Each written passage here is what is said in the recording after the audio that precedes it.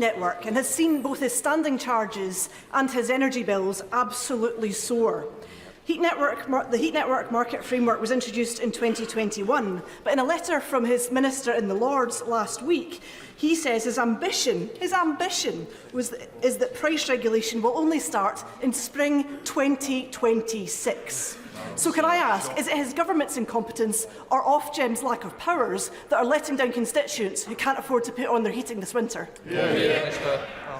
Mr. Speaker, as the honourable lady will know, standing charges are a matter for the independent regulator Ofgem, who are currently looking at all of those things as part of a consultation. And more generally, it's this government that's providing considerable support to families across the country, including in Scotland, with their energy bills. And I'm sure she will join me in welcoming the recent announcement about the fall in energy bills, bringing them back to levels that we haven't seen in a long time, on top of the cost of living support that the Chancellor's provided, so that everyone in our country gets the help that they need. Paul Bristow. Warrington Fields is a much-loved open space, cherished by local residents and used by the nearby school as playing fields. Shockingly, Peterborough City Council proposed to fence off almost the entire area, rejecting a compromise that most residents and the school were happy with. Bizarrely, the local council seeks to blame the Secretary of State for Education, myself and even the Prime Minister. Will my right honourable friend get behind my campaign to save Warrington Fields and make it clear right here, right now, that this is a matter entirely for the local authority? Can I pay tribute to my honourable friend for his championing of his constituents on this matter? As he knows, last year the Education Secretary rightly rejected Peterborough City Council's application to remove the playing field land at Ken Stimpson Community School from educational land to public open space, and that decision ensured that children will have access to the open space that they deserve. But I am told by the department that the council can provide for some of that land to be fenced, and the department would be comfortable with that, provided that the overall site remains an educational land. That is something that I know he wants to see, and the department are ready to work with him to make sure that that happens. Kevan Jones.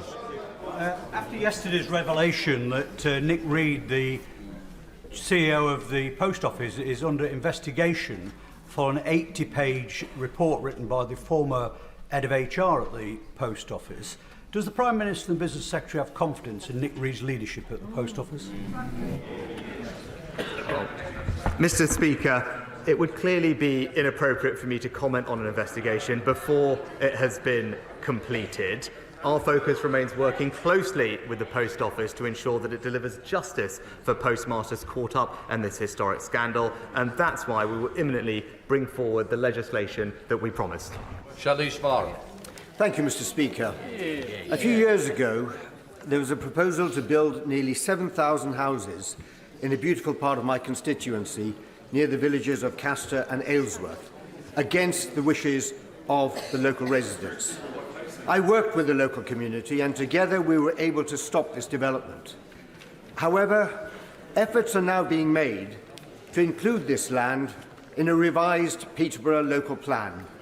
Would the Prime Minister agree with me that it is very important that the voice of the local community is heard, and that it is unacceptable that developments can take place in this circuitous way, especially when there is other more suitable land available in and around the city of Peterborough? My right honourable friend raises an important issue, and he's right that the local community should always have their voice heard. It's important that councils bring forward local plans, but this must be done in close consultation with local communities because their voices matter. As I understand it, the Peterborough local plan is still under preparation, and there are opportunities to provide comments on the draft plan. So I encourage and commend my honourable friend for continuing to support his local community to make sure that their voice is heard. Sarah Owen. Thank you, Mr. Speaker. The Prime Minister talks about things going backwards. The UK is the only Western G7 power in recession. 7 consecutive quarters of no growth. That is the worst since records began in 1955. So can the Prime Minister tell the businesses going bust, tell the families struggling to pay their bills, and tell those being made homeless why this recession, which has his name written all over it, is a good thing for our country? Mr. Speaker, I would say to the honourable lady she might want to check some of the facts that she just outlined for the House that aren't quite right. Perhaps she would like to explain to the country why it is that her party is stuck with a completely incoherent energy policy that will saddle working families with £28 billion of higher tax rises and higher energy bills. Jonathan Gillis. Mr. Speaker, since 2019, the Prime Minister has had our backs in Stoke-on-Trent, North, Kidsgrove and Tork, with record in funding for our local transport. Over 200 million for Stoke and Staffordshire to repair potholes. Over 30 million to improve our bus network with cheaper fares and new and extended routes. Funding to upgrade both Kidsgrove and Stoke-on-Trent railway stations. Bringing back the Stoke to Leek line. And this week, we've seen Stoke-on-Trent and Staffordshire see a tenfold increase in transport funding year in, year out. I know the party opposite like to talk down Stoke-on-Trent, North Kidsgrove and Tork, but isn't it true that this Prime Minister, this Conservative Party, are the only party with a plan to improve our, better connect our communities and fix our broken roads and pavements? Well, as ever, my honourable friend is a fantastic champion for Stoke-on-Trent and Kidsgrove, and he's right. Over the next several years, his area will receive 10 times as much as they currently do to invest in local transport schemes as a result of this government's decision on HS2. But he's also right. After years of being neglected by the party opposite, it's this Conservative government that is levelling up across the country and in Stoke-on-Trent, championed by fantastic MPs like him. Jamie Stone. Mr. Speaker, the advent of the Cromley Firth Green Freeport is most welcome. Mr. Speaker, I wonder what discussions the Prime Minister has had with the Scottish Government, who will be responsible for ensuring that there's a robust roads network associated with the Freeport and that there will be sufficient housing for the influx of workers who we hope will contribute to our dream of the fabrication of offshore renewable structures. Well, I welcome the honourable gentleman's support for the Freeport, taking advantage of our Brexit opportunities to deliver 2 Freeports in Scotland, which will attract jobs and investment in the industries of the future. With regards to infrastructure investment, not only do we provide the tax benefits for a Freeport, there are £25 million of seed funding available to the Freeport in discussions with the government that can be used on local infrastructure improvements that make sense to develop the opportunities that the Freeport provides. Simon Fell. Thank you very much, Mr. Speaker. The Aukus programme is not just a national endeavour designed to keep our nation safe, but also an international partnership that speaks about our ambitious work across the globe to pursue security and contain threats. So can I personally thank the Prime Minister for his engagement with the Team Barrow initiative, bringing together senior civil servants, my council, BAE and myself, to drive this programme forward, making sure we can deliver these boats to time and to budget. That means improving the local area considerably and investing in it too. With that in mind, could I invite the Prime Minister to Barrow to meet not just the fantastic people building the boats of the future, but also to see how this programme is going to uplift Furness for the future? Prime Minister. At a time of great instability around the world with the war in Ukraine and the Red Sea, my honourable friend is absolutely right that AUKUS is a game-changing defence and security partnership that will keep us safe and create thousands of jobs, both in the UK, shipyards and supply chain, building on the investment in places like Barrow, Derby and elsewhere. He's a fantastic champion of what this industry means in his area, and the Team Barrow partnership is a crucial component of ensuring AUKUS is a success. That's why the Chancellor provided millions of pounds of funding for a delivery board for Barrow. We recently discussed this at Cabinet, and I look forward to visiting him and his community when my diary allows to see the progress for myself. Anna McMorgan. Thank you, Mr. Speaker. This last weekend, the Prime Minister posed for photographs with a group that shares extremist conspiracy theories on climate change and campaigns against net zero. Does the Prime Minister share their views? That's no way to talk about the Welsh farming community, Mr. Speaker.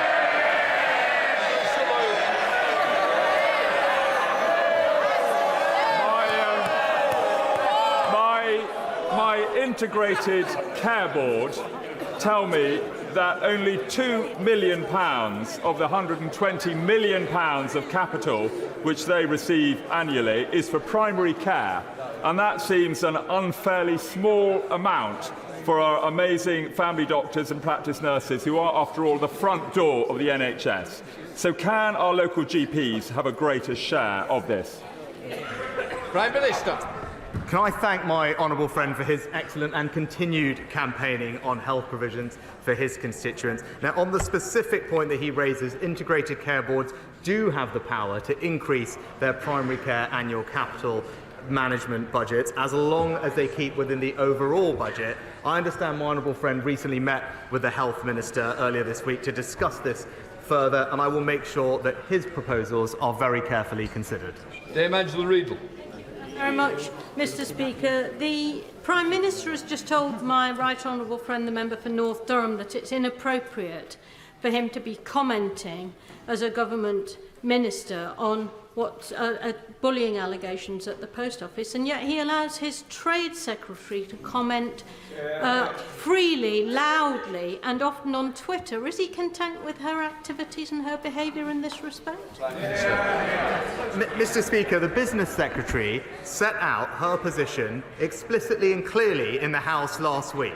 And actually, since then, and despite some of the claims that were made by the party opposite, the former and permanent secretary at the department has completely refuted the claims that were made. And yesterday, the current CEO of the Post Office and the Director of Business Resilience at the department also refuted Mr. Staunton's recollection. Our focus and priority is delivering justice and compensation for those who have suffered a historic injustice. We are introducing legislation to right this wrong, and we will make sure that everyone gets the compensation that they deserve. Thank you very much, Mr. Speaker. The £132 million allocated to Cornwall from the Shared Prosperity Fund not only kept our promise to the Cornish people to replace EU funding, but has supported dozens of businesses and funded projects across the Duchy. However, the current round of SPF expires next year, so can the Prime Minister confirm that his government will continue with shared prosperity funding and continue to provide the support the Cornish economy needs? Prime Minister. It was great to visit my honourable friend the other week in his constituency and see the delights of Cornwall, and I wish everyone a happy St Piran's Day for next week, Mr. Speaker.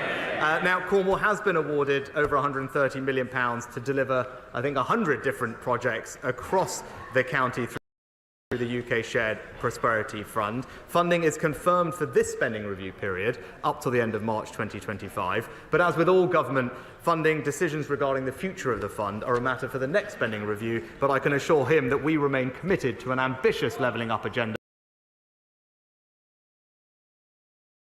in Cornwall and across the country. That completes Prime Minister's question.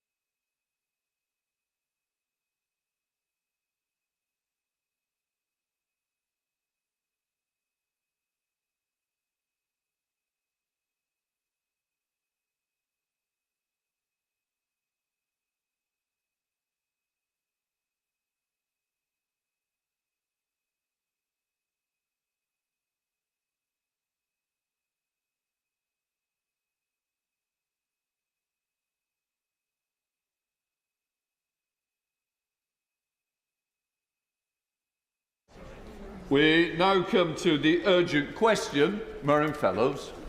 Thank you, Mr. Speaker. To ask the Secretary of State for Business and Trade if she will make a statement on what steps are being taken to restore public confidence in the Post Office Board and governance, following evidence taken at yesterday's Business and Trade Select Committee. Minister. Well, thank you, Mr. Speaker. And I sat there for 5 hours listening to all the evidence that was given to the Select Committee yesterday. There have now been several serious allegations made against the government, my department, and its officials by Henry Staunton. His most recent revelation is that there is an ongoing HR investigation that involves both him and the Post Office CEO, Nick Reed. I've got to say, as a former chair, I clearly found that statement to the Select Committee highly unprofessional. The fact that Nick Reed is being investigated is evidence that no one is untouchable and the Post Office culture is changing. An investigation is, of course, not evidence that allegations are accurate. While Nick Reed has cooperated fully, Mr Staunton tried to block the investigation that was looking at his conduct. It was this action, as well as his attempt to bypass the formal process to appoint a new director to the board, which led the Secretary of State to lose confidence in Mr Staunton. As was said in the Business and Trade Committee yesterday, board members felt so strongly about Mr Staunton's conduct that they were going to resign. It was right that the government decided to act. Mr Staunton has now made a series of allegations which we strongly reject. He is using the Nick Reed investigation to divert attention from the issues that the Select Committee were discussing about his dismissal. The allegations made are also proving to be a further distraction from the victims of this injustice. His central allegation is the government told him to slow down compensation payments. Not a single person backs him up on this claim. My officials are clear that they have never been instructed to do this. Post Office executives are clear that instruction was never passed on to them. We have provided a letter from June 2023 from my department to Mr Staunton telling him the opposite. His only evidence is a note of a conversation which is clearly about operational financing of the Post Office business. This is entirely different from compensation to sub-postmasters. The Permanent Secretary wrote recently to give her truthful account of what happened. We also released her office's contemporaneous note of that meeting. He alleged that the Secretary of State refused to apologise to him after he learnt of his dismissal from Sky News. This was not the case. He claimed there was pressure on Nick Reed to send a letter to the Justice Secretary.